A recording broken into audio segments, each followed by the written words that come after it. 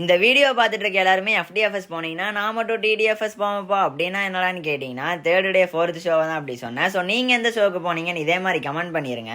அப்படியே படமும் ஸ்டார்ட் பண்ணிட்டாங்க.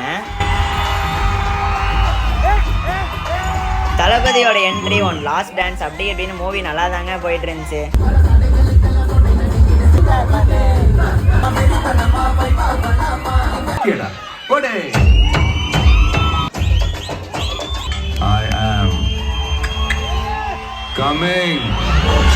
அடுத்த கொஞ்ச நேரத்தில் இன்டர்வலும் விட்டுட்டாங்க. ஸோ யாரெல்லாம் இதான் லாஸ்ட் மூவின்னு ஃபீல் பண்ணுறீங்களோ மிஸ் யூ தளபதின்னு கமெண்ட் பண்ணிடுங்க.